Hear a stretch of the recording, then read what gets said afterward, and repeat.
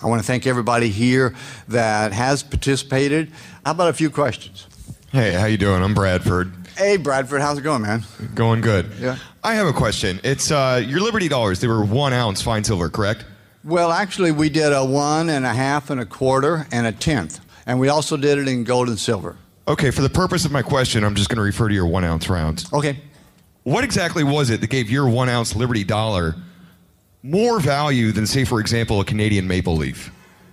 Well, it has more value because it functions in the marketplace. Now, you mentioned the maple leaf. So let's talk about the silver eagle, the U.S. silver eagle. Okay. Now, the U.S. silver eagle, what's the denomination on that piece? It does say $1. It says $1. So now, today, for example, or back then, it said $1 also, right? And back then it was, let's say it was $5 or so. Well, you can't buy metals at spot price, and you're sure in hell not going to buy a government piece at spot price because they're in it for the money. Okay, the premium on the silver eagles and the silver maple leafs are higher than private minted 1 ounce silvers. You can get sunshine silver rounds at half the premium that you can get government silvers for. Okay, so they're way up here, but doesn't make any difference. What are you going to do? You're going to pay maybe $5 or $6 for an ounce of silver, right? At least, and you can use it for $1. Duh. Do you see anything wrong with this economic model? Do you think the government has their head in a dark place? There's no doubt about it. Does that answer your question? Good enough. Yeah. Okay. I did it because the market accepted it, and because there are no $6, $7, or $8 or $9 bills, coins, or anything else out there. Plus the fact that you got to spend money for dies. That means you got to have a model that has wings on it into the future, because you put up a lot of money. You want to make sure that those dies are going to have a lifespan. So if you put it at $6, you get a blip because the Saudis sold off something, or otherwise you did something, then you get a blip. Well, you're out of business. I had to pick a figure, and it's actually a big concern on my part. But I knew it wasn't going to be 6 because it's too low, or 7. So maybe 9, but if I'm going to do 9, hey, listen, Fed's got a $10 bill, Okay, next question. Hey, Bernard. Yes, sir. My name's Jim Ray. I was a competitor of Bernard's, and at first when I met him, I thought, like this gentleman's question, basically, I thought, okay, he's either a schemer or a scammer. He's like a terrible person. And I followed him around and realized that, no, he's actually a great friend and a really honest person, and he's got a huge amount of character. And I would encourage those of you in the Bitcoin community, you don't have to make friends as well as I did with Bernard with your competition, but meet your competition and treat them as humans, because you'll be surprised. There's some really great people around here. Anyway, my question to Bernard, I guess it's the same as last night. What the hell? How could a jury have done this? Have any of the jurors come up to your lawyer crying or anything like that? Because they should have. Oh, you got to be out of your mind. No. We haven't heard from the jury, and we don't want to. After the guilty verdict, I don't give a about this jury too much, Google jury nullification, folks, in here. Hi, my name is Noy. Prior to some of today's options, if you wanted to protect yourself against inflation, you'd buy gold. My understanding was that purchasing power goes down, the value of gold should go up, which is not exactly what we're seeing today. So with all this coming out in the news, that now we're understanding that certain entities are manipulating the value of gold. If you're not reading GATA, you're not being kept informed. GATA.org. So I just wanted to know what your take on that was. The take on gold value being manipulated, like I understand. Oh yeah, listen, it's always been manipulated, always. I stand here in face of GATA that GATA tells us, and it's gospel, that the market is manipulated. But guess what? All the markets are manipulated. The fact is that during the 50s and the high times of the Royal Hawaiian Mint, when we were buying lots of gold and silver, we were constantly getting slammed because we had to buy something. So, okay, well, let's see, it's market, we're going to think about it, read the newsletter, okay, and then we make a purchase, and what happens? The price goes down. Why? Because the Russians were doing backdoor dealing during the 90s.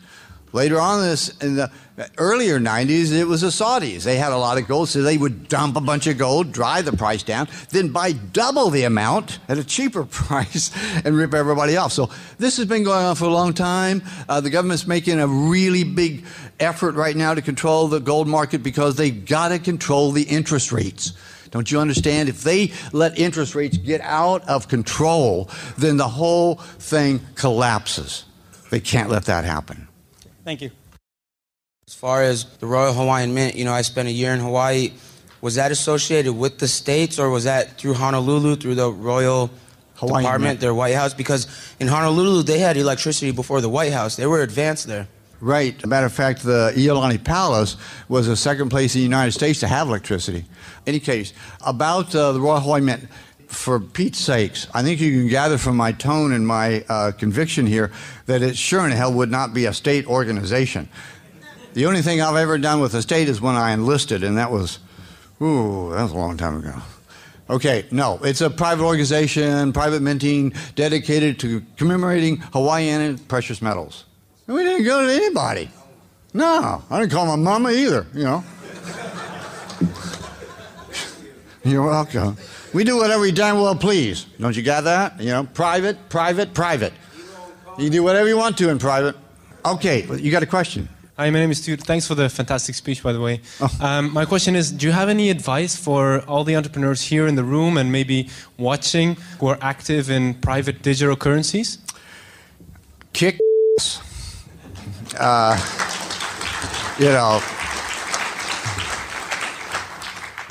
I think the Bitcoin model is extremely enticing. Academically, I could tell you that I think it falls short on two different points, if I may add that as the monetary architect. One of the points has to do with redeemability. If you go back and you look at different monetary models, it's always good to have something that is physical. All you have to do is just look at yourself or your neighbor next door. Guess what? We are physical people. And we may love, but damn, sex is good, So you got to get physical. You got to get Bitcoin physical in some particular way.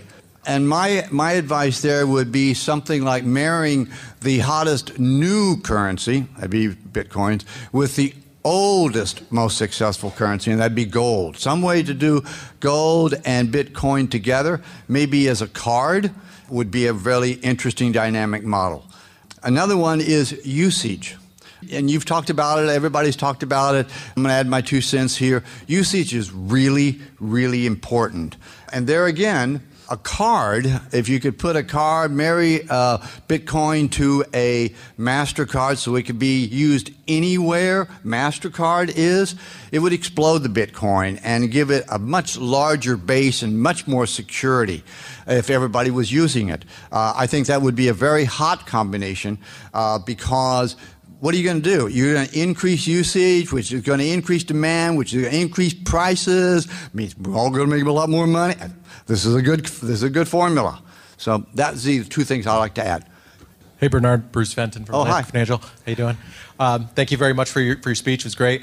So I noticed your legal defense fund key on here, and I hope people donate. But I wanted to ask, what else can people do to help you? Is there things we can post, letters we can write, anything else? What else can we do to help you?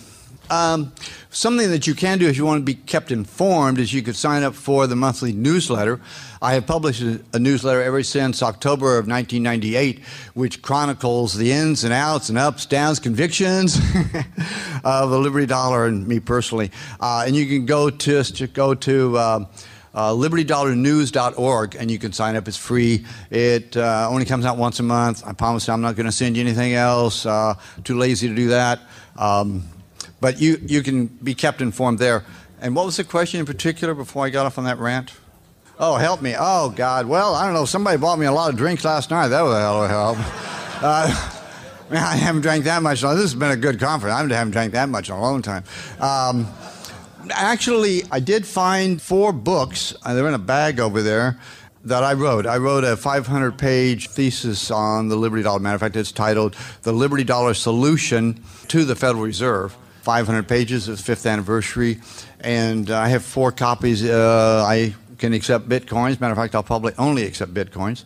If you want to make a donation, that would be greatly appreciated. It's been pretty bleak being out of work for, let's see, I'm going on 5-6 years now. And particularly, it's frustrating because the government took everything. So it's the usual government economic suppression. They take everything, and then you're supposed to be able to defend yourself. And, eating is still good, and drinking is still good. Are they going to gift wrap your 11 tons of gold and silver to give back to you after your acquittal? Eventually. But they got to sentence me first. A large part of that metal that they confiscated, unfortunately, is not mine. That belongs to, there was about 250,000 people involved with Liberty Dollar, so it wasn't any penny anything. We distributed somewhere between 65 and 85 million Liberty Dollars. That was a pretty engaging business model, but unfortunately, a good share of that were warehouse receipts. And so the silver is being held in the warehouse. So when they raided the warehouse, they took everybody's silver.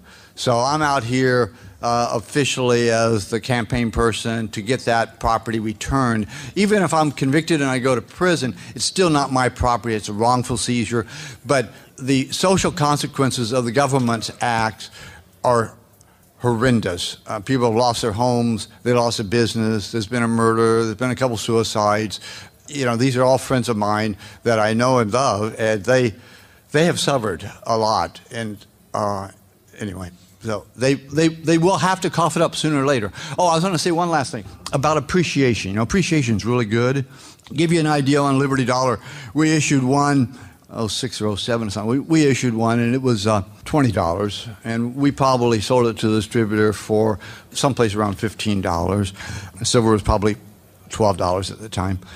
And so before eBay barred sales of Liberty Dollars because it's counterfeit and they can't allow contraband to be sold on eBay. So in the heydays of that, somebody put one of their Liberty Dollars up on eBay, and I want you to think about the answer to this question for just a second.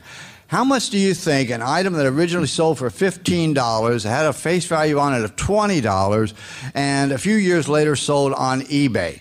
Just get an idea about, now this is numismatics, so just think about, well, what do you think? Maybe, did it double? Wow, that would have been a lot. I mean, because you would have bought it and sold it within a couple of years, double your money, that's pretty good. Whatever it is, I want you to double the figure that you got in mind. Then I want you to double it again, maybe tenfold it, I don't know. It sold for $1,900 on eBay. I don't have any control over eBay, so here is an item that we distributed.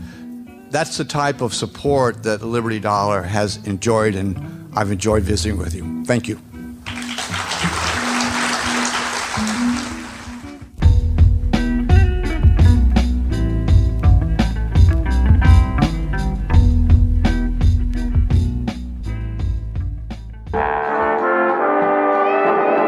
Would you like to buy Bitcoin?